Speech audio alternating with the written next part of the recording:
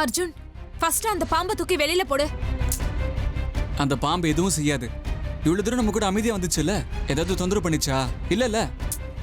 தொந்தரவு பண்ணிச்சோ இல்லையோ, பாம்பு சகவாசம் நல்லது கிடையாது. முதல்ல அதை தூக்கி வெளியில போடு. அது எந்த நேரத்துல யார கடிக்கும்னு யாராலையும் சொல்ல முடியாது. பாம்பை என்னைக்குமே நம்ப கூடாது. ஏய், அறிவு கெட்டத்தனமா பேசாத. என்ன கேட்டா பாம்பா நம்புறா நல்லதுதான் நடக்கும். ஆனா நம்பிக்கைன்னு பேசுற மனுஷங்களை நம்பினா நம்பிக்கை துரோகம் பண்றது மட்டும் இல்ல, எப்ப முதுகுல குத்தலான்னு காத்துக்கிட்டு இருப்பாங்க. உனக்கு இதெல்லாம் புரியாது, விடு.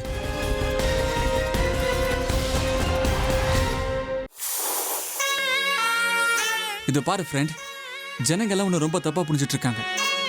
ஓ நல்ல குணம் அவங்களுக்கு எப்படி புரியும் சொல்லு. வா.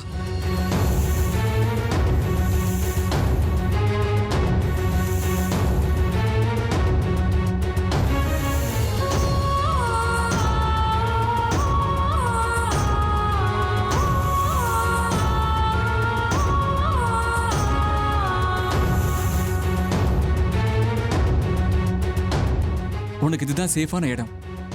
அப்படியே போயிடு.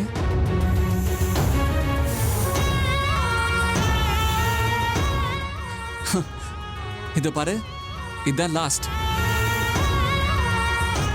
மனுஷங்க இருக்கிற இடத்துக்கு நீ திரும்பவும் வராத. உன்னை எல்லாரும் சேர்ந்து கொன்னுடுவாங்க. இந்த காட்டுக்குள்ள நிம்மதியா இரு. போ. பாய்.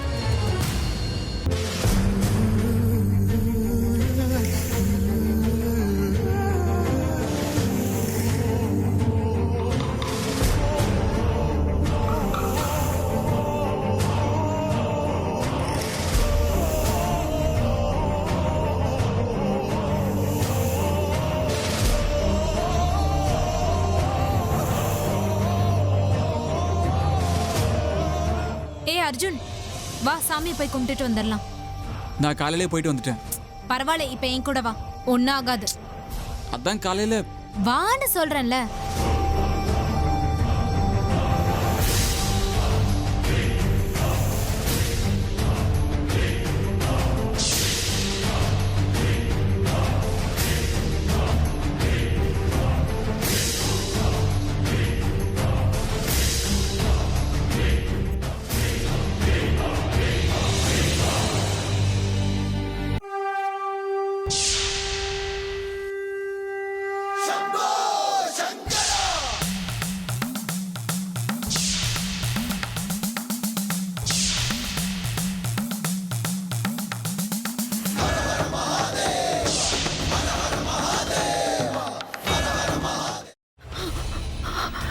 இதுக்கு மேல என்ன சொல்ல போற?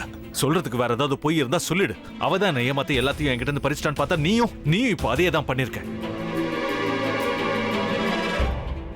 ஏன் ஆலியா, ஏன் இப்படி பண்ண?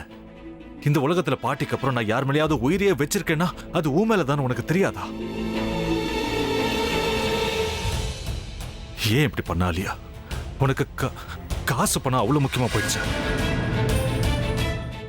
அதுக்காக நம்ம உறவை கூட மறந்துடுவியா?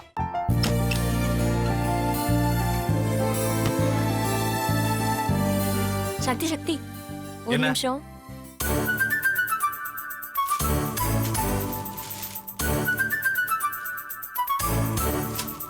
இந்தாங்க.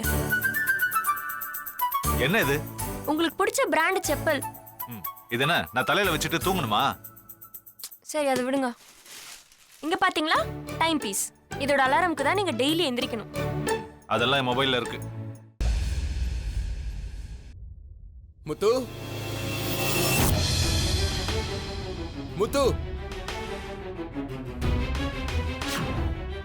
என்னடி இவன் முத்துன்னு ஒருத்தைய உருவாக்கி விட்டான். செல்வியை மறப்பான்னு பார்த்தா எப்ப பார்த்தாலும் முத்து முத்துன்னு கூப்பிட்டு இருக்கான்.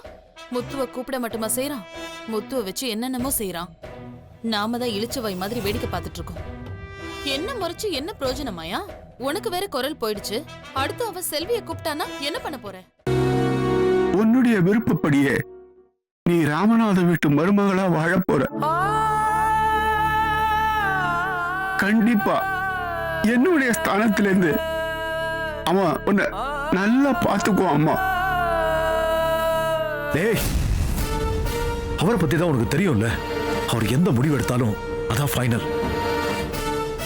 நம்ம அப்பா வேணுமா வேணாமாங்கிறத நீயே முடிவு பண்ணிக்கோ. வாடா.